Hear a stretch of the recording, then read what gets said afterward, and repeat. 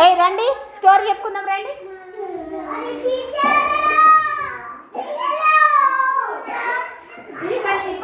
ఇప్పుడు కూర్చున్నట్టు కూర్చోండి. ఇప్పుడు కూర్చున్నట్టు కూర్చోండి.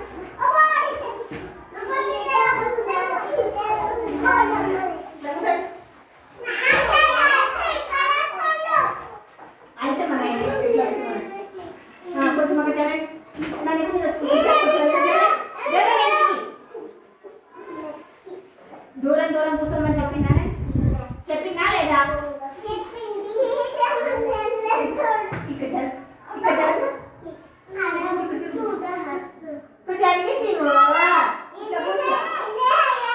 మీరిద్దరు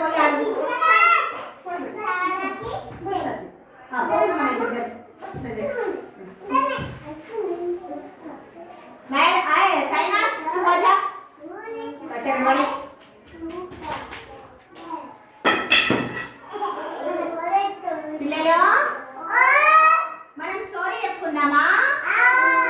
ఏం స్టోరీ చెప్పుకుందాం?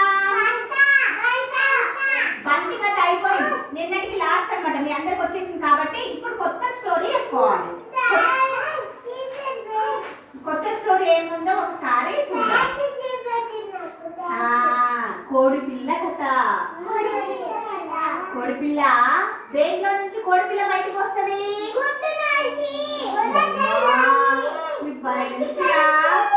సరే నేను ఒకసారి శివ నేను చదువుతుంటా ఒకసారి.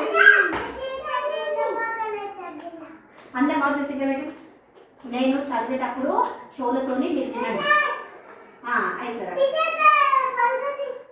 పలకక్కడ దొరికిందే ఛాన్స్ అనుకుంటావా నువ్వు? మీరు విన్నది కరెక్ట్ విన్నారనుకోండి, మీకు నాటకీకరణ చేస్తా. ఎందుకంటే చేసవుతున్నా చిన్నపిల్లవా? అందరు మౌత్ మీద ఫింగర్ వేయండి. నువ్వు మంచి కూర్చో, ఉమ్ము తీయద్దు, మూతి మీద వేస్తా. అందరికి పెట్టండి. నేను చదివేటప్పుడు ఏమేమి నేను చదివేటప్పుడు మీకు ఏమేమి అర్థమైనాయో నాకు చెప్పాలి, సరేనా?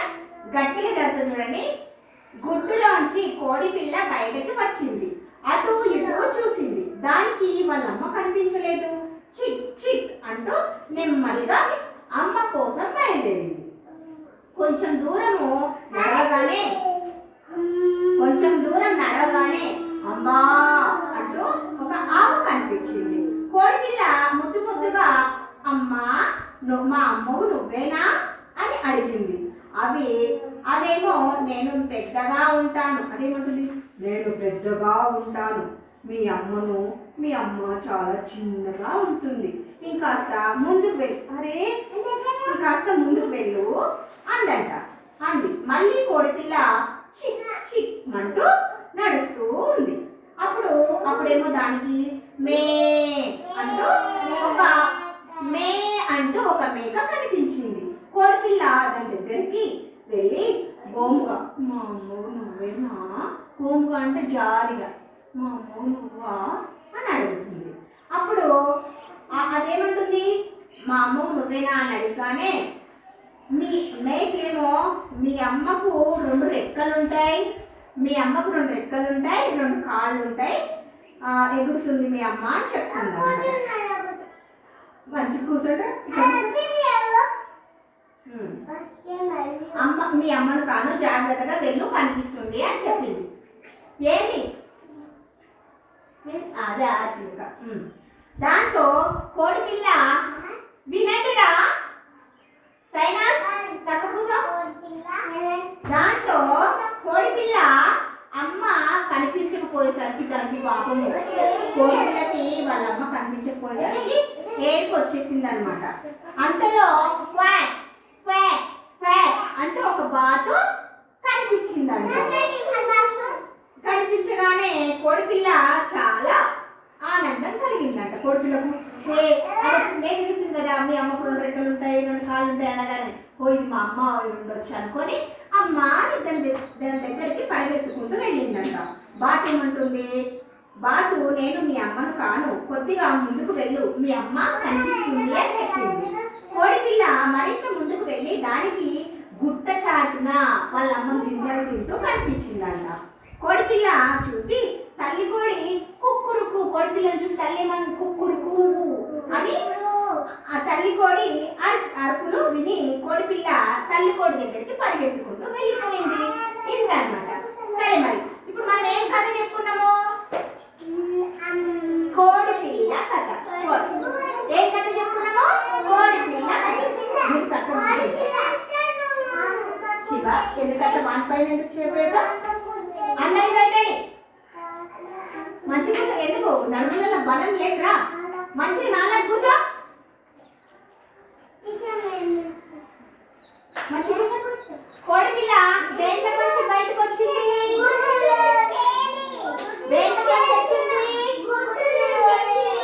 వాళ్ళమ్మ గుడ్డులోంచి బయటికి రాగానే వాళ్ళమ్మ కనిపించిందా? కనిపించిందా? నీకు అది కనిపించడం కాదురా, కనిపించిందా వాళ్ళమ్మ?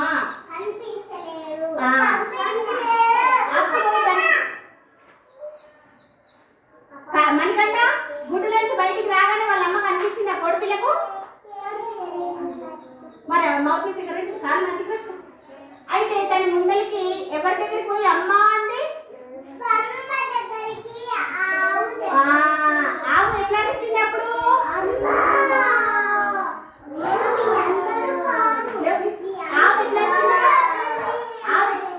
ఆవు ఎట్లా అరిచిందిరా శివ? అంతే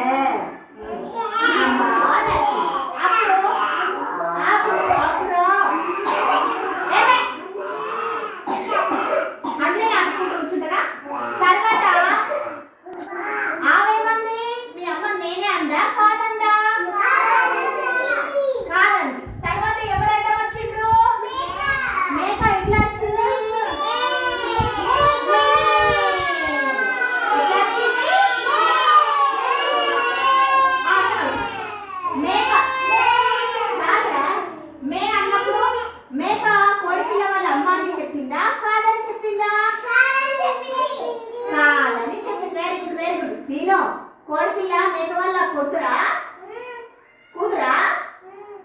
అందుకే చక్కగా కాదు, నేను మీ అమ్మను కాను, ఇంకాస్త ముందుకెళ్ళు అంది. అవునా?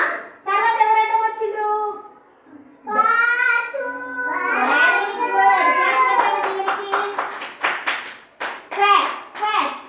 బాత్ ఎట్లా అంటది?